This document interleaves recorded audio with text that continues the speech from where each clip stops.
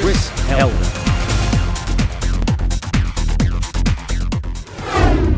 One of the great challenges we've got is anxiety.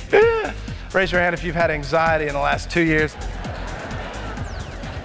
Anxiety is an amazing thing. In fact, when you talk to sales directors anywhere in the world, they say the number one thing that holds my people back is fear. Anxiety. They got to pick up the phone. They got to get back to flow conversations. They got to start connecting with more people. They got to start doing all the anxiety. Boom, and we start with this idea. It's amazing, by the way. Anxiety is an interesting thing. You know when you go to like Nordstrom's and maybe raise your hand if you ever tried clothes on in Nordstrom, and you get down to your sort of underwear and you can see yourself from like 9 different angles, yeah. And there you are. Like, in fact, just now, if I said to you, over there we've got a Nordstrom sort of mirror with like from 9 different angles, and we put you in and asked you to take all your clothes off, and go into that mirror and actually just have a really good look. A lot of people in this room would probably have some sense of anxiety. Might be a few guys go, hey, how you doing?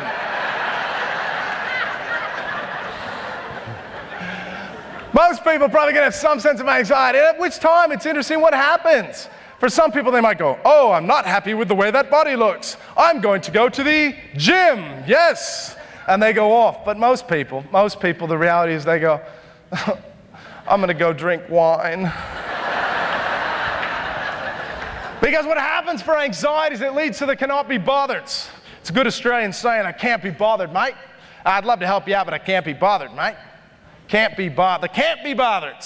You look at that. You know what's interesting too? How people go into the office to go to work. So many people, how do they walk in the door? When they walk in the door, they go, morning, morning.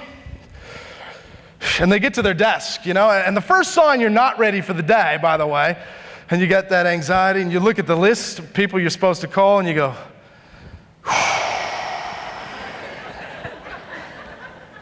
might actually read the paper first.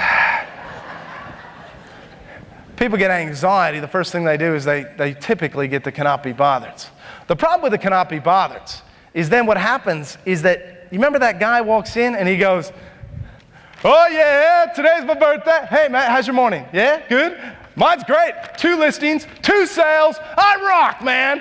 And all of a sudden, guess what? You go, by the way, just for the record, nobody's really happy for you when you do that.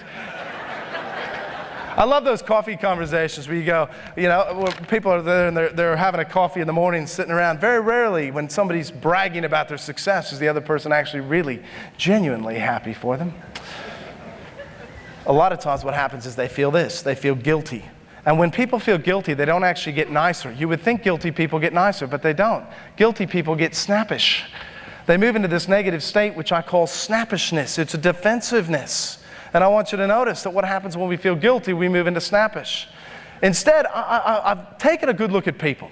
I've taken a good look at anxiety and what happens to people. And when people get this feeling of anxiety, to get to the gym, we say these words, I need to go, I'm gonna go.